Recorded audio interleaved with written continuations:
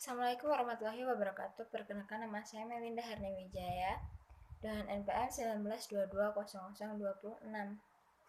Saya akan menjelaskan tentang masa awal berdirinya dinasti Gupta dan pemerintahan Raja Harsa Vardhana 606 sampai 647 Masehi, yang kemudian nanti akan dilanjutkan oleh rekan kelompok saya yang lainnya. Yang pertama adalah masa awal berdirinya dinasti Gupta. Setelah kerajaan Kusana runtuh, India Utara seakan menjadi daerah yang mati. Namun, sejak kehadiran Chandragupta I muncul mendirikan dinasti Gupta di sana, India Utara kembali menjadi daerah yang besar. Hal ini disebabkan Chandragupta I melakukan hal kontroversial dengan meniru Chandragupta Maurya yang ingin menandingi dan mengusir Iskandar Zulkarnain. Di perbatasan barat negaranya, Magadha, sekitar abad 4 sebelum Masehi, kemudian Chandragupta mendirikan dinasti Gupta yang berkuasa di India sekitar 200 tahun. Asal-usul Chandragupta yang mendirikan dinasti Gupta ini kurang jelas, hanya diduga sebagai raja kecil di dekat Pataliputra yang berhasil mengawini putri Kumara Devi dari suku Lichavi. Suku Lichavi adalah penguasa tradisional di kerajaan Vaisali. Sehingga dengan mengawini putri kepala suku, Chandragupta seolah punya hak untuk menjadi yang dipertuakan di kawasan lembah Sungai Gangga, terutama wilayah pertemuan Sungai Gangga dan Yamuna yang berada di Prayaga, sekarang Allahabad. Pada 26 Februari 320 ditetapkan sebagai awal pemerintahan Chandragupta I dengan ibu kota Pataliputra. Di antara lainnya, yang pertama, Chandragupta I memerintah 320 sampai 330. Yang kedua, Samudragupta memerintah 335 sampai 376. Dan masih banyak yang lainnya.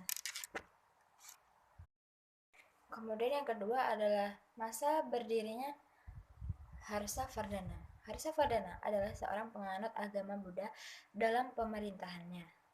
Dia bersikap adil dan cakap. Ini nampak dari usaha-usahanya, antara lain dilarang membunuh binatang, menyediakan rumah-rumah peristirahatan bagi para biksu, memberikan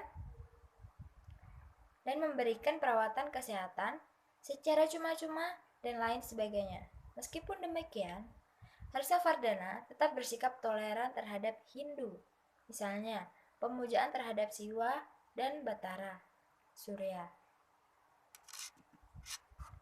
Setelah naik tata, Harsa Vardhana melakukan konsolidasi wilayah dengan cara menaklukkan daerah-daerah yang tidak patuh. Untuk itu, dia menciptakan cara baru, memberi pakaian pada gajah dan kuda yang dipakai oleh pasukannya.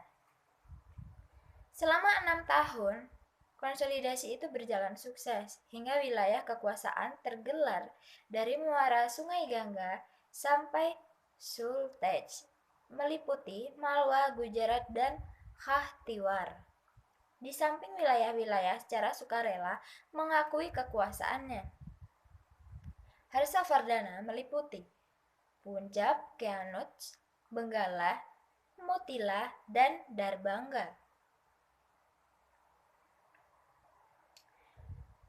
Satu-satunya penakluk yang gagal ialah ketika ia mencoba menyerbu kerajaan Chalukya di India Tengah. Di sana pasukan Harsa Vardhana dikalahkan oleh tentara Raja Pukeshken kedua, penguasa Chalukya.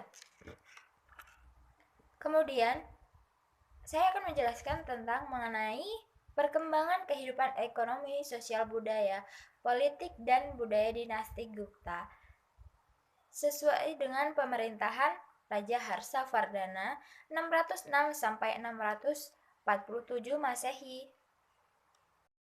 Yang pertama adalah kehidupan ekonomi. Kerajaan Gupta merupakan kerajaan yang makmur dan damai. Di ibu kota Lama Pataliputra, setiap bulan diselenggarakan arak-arakan kereta kuda yang ditunggangi patung kuda. Diceritakan pula, raja selalu bicara dengan lemah lembut dan mengembirakan, adil dan murah hati. Sementara itu, penduduknya memperoleh kebahagiaan. Konon, mereka juga meminum minuman keras dan tidak membunuh binatang untuk dimakan.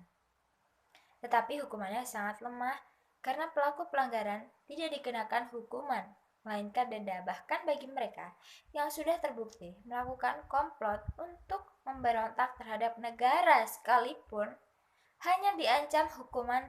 Di kerajaan Gupta tidak mempertahankan hukum, sehingga bisa membuat masyarakat yang melanggar tidak akan takut dengan hukum. Untuk kehidupan agamanya, Samudragupta merupakan seorang Hindu ortodoks. Kemudian mengangkat seorang Buddha sebagai penasihat bernama Vasubandhana. Berdasarkan demikian, seorang raja yang berbeda dengan agamanya memberikan toleransi kepada agama lain untuk menjadi anggota penting dari kerajaan. Sehingga masa kerajaan Gupta sudah memiliki toleransi yang tinggi terhadap perbedaan beragama, sosial, dan budaya. Untuk kehidupan politik, penakluk Samudragupta telah menciptakan sebuah kerajaan yang dicapai dari Assam di timur melalui Punjab dan sejauh ke barat sebagai wilayah dari Stichan. Terima kasih atas perhatiannya.